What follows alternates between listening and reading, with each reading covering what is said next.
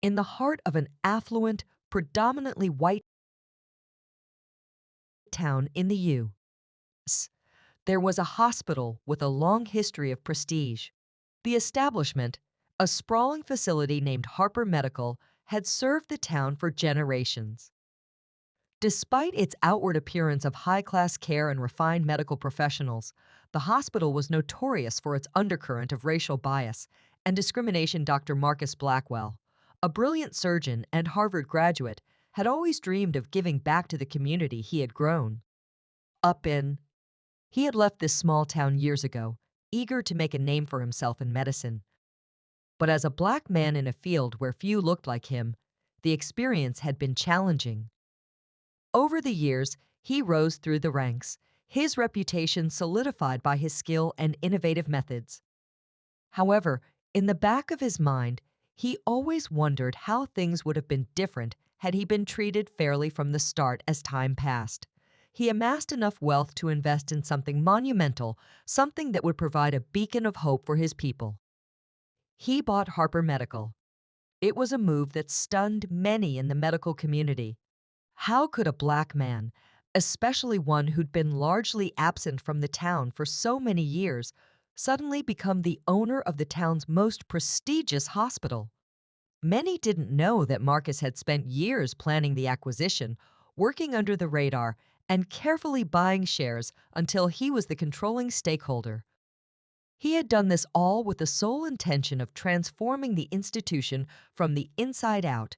It wasn't long before the news spread. The whispers began, then the rumors, and soon enough, the hospital staff found themselves talking about the new owner in hushed tones. What would happen now? How would the hospital change under the ownership of a black man? When Marcus Blackwell first walked through the doors of Harper Medical as the owner, he wasn't met with the respect he anticipated.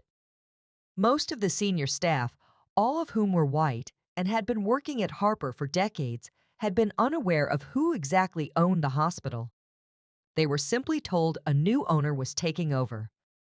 Dr. Sarah Keller, the head of cardiology, was one of the first to approach him. She extended a cold, formal handshake, her smile tight. She was polite, but there was an unspoken skepticism in her eyes. Dr. Keller had spent years building her reputation in the community, and the idea that someone like Marcus, someone she had never even heard of, now owned her place of work struck her as wrong. "We're glad to have you here," she said, with a thinly veiled edge. "But I'm sure we'll all be needing some time to adjust. You know how things work around here?" Marcus nodded, not at all surprised by her tone. He had expected resistance. What he didn't expect, however, was the level of panic that would follow once the staff learned of his true ownership. It started with small things: staff members staring when they thought he wasn't looking, whispered conversations behind closed doors, and the odd, overly polite greetings. Soon, it escalated. One by one, prominent members of the hospital staff approached Marcus in private, offering unsolicited advice on how to run things and how things had been working for so long. Then came the true test. During a routine board meeting, Marcus made an announcement. He was bringing in new diversity initiatives, changing hiring practices, and implementing a more patient-centered approach that would focus on underserved communities. He also planned to open a new wing dedicated to mental health care, something the town had long lacked. The room went silent. Dr. Samuel Dorian, a seasoned surgeon who had been with the hospital for over 30 years, finally spoke up. "With all due respect, Dr. Blackwell, we've been running Harper Medical just fine without those initiatives. I think what this hospital needs is to continue its tradition, not what?" Marcus interrupted, his voice calm but firm. "Not focus on providing the best care for everyone? Not change with the times? I thought we were here to help people, not preserve outdated notions of superiority." Dr. Dorian's face flushed. It was clear that Marcus's words had struck a nerve. The room shifted uncomfortably as others exchanged glances. Marcus let the silence stretch before continuing. "You see, for too long, Harper Medical has been a symbol of privilege. a place where some are served and others are ignored. Well, that ends now. It was in that moment that the full weight of the situation hit the staff. Marcus was not just a black man. In a predominantly white institution, he was someone who was actively challenging everything they had taken for granted. He wasn't some token figure or a figurehead they had to reckon with the fact that he owned the place. Change everything, and they couldn't stop him. The panic began to spread like wildfire. Dr. Keller called an emergency meeting with the rest of the senior staff, and the tone of their conversation shifted from concern to outright hostility. They felt cornered.